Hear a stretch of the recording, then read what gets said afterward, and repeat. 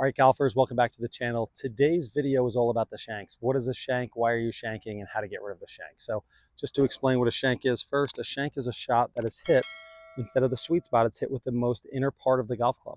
This is called the hosel here, where the shaft meets the golf club. That's called the hosel. The ball shoots off, for me, I'm a righty, so it shoots off on an acute angle to the right. It's kind of one of these devastating things that happens to you during a round of golf that really kind of shocks your mental state. It makes it difficult to make another swing, right? You're just wondering if you're going to shank it again. So let's get into all the different ways that you could potentially be shanking the ball. So one of the ways that we see golfers shanking the ball, right? And again, we're not going to talk about the backswing. We're really not going to get too much into the downswing a little bit. We're really going to talk about the 12 inches and 18 inches before the ball and maybe after the ball. So what we see is golfers possibly at the top in a really good position. Maybe they're coming down in a really good position, and for some reason, this club may be getting outside of the golf ball. I would say that's about 85% of the shanks that I see here at my club. So I'll see different versions. I'll see distorted backswings, open club faces. I'll see steep downswings. But at the end of the day, at the moment of truth, the club head is too far outside of the golf ball. Generally, you'll see people fix that by putting something outside of the golf ball.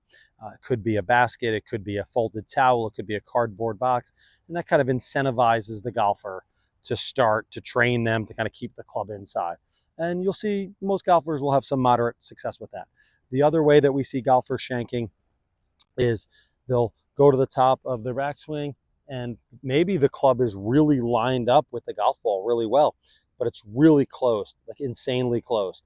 It's so closed that a large part of the sweet spot of the club will start wrapping around the club, and they'll hosel rocket it just like that.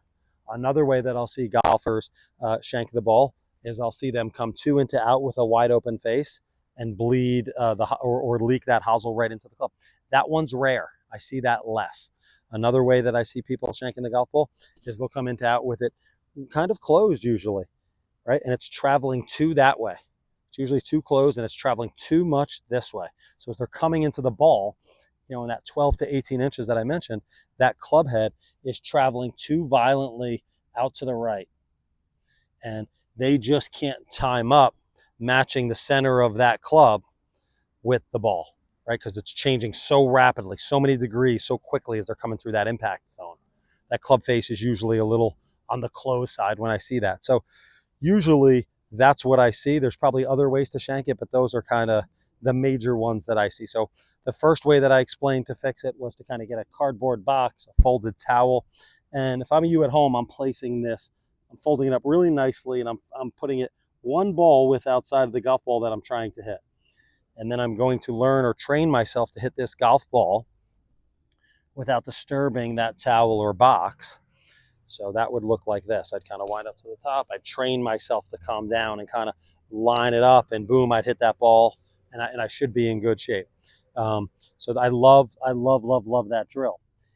For you to find out why you're shanking, you're probably going to have to get a video camera out, start taking a look at the sweet spot of this club as it approaches the ball. Is it outside of the ball? Is it massively inside and your body's trying to figure something out?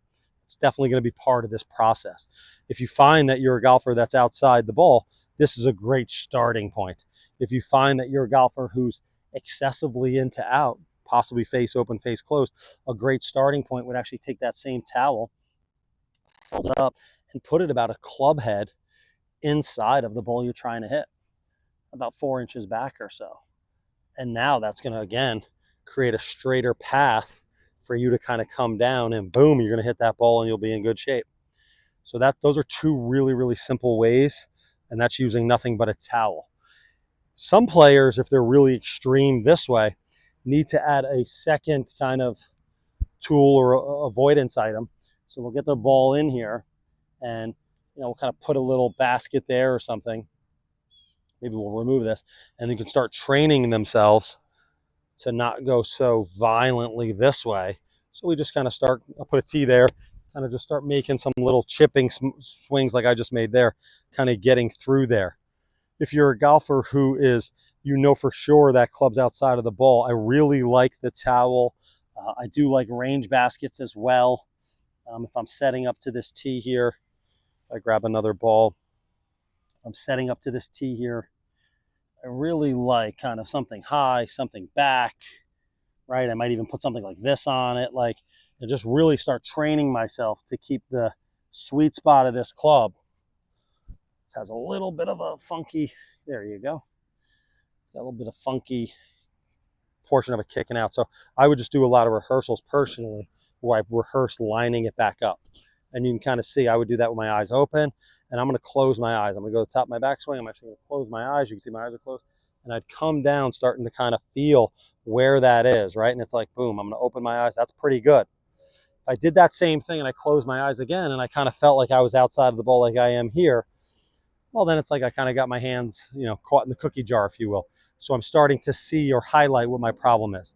Then I would kind of walk away from that station and rehearse doing the opposite, right? I'd leave my eyes open and I'd really bring this club head back inside of the ball.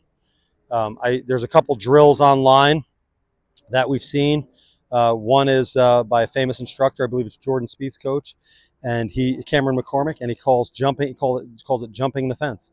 He has golfers starting on this side of the fence here, and then he has them making swings, kind of landing on the inside of the fence, right? So it kind of goes here, and then they kind of, boom, they hit the turf on the inside. That's definitely a different way to do it. I've used something like that before, and I've had some success with players. For me personally, I almost like setting up tracks. I think that's really good. I like the idea of grabbing two tees, right? Putting a ball down, getting the ball, the geometric center of the ball and the geometric center of the face.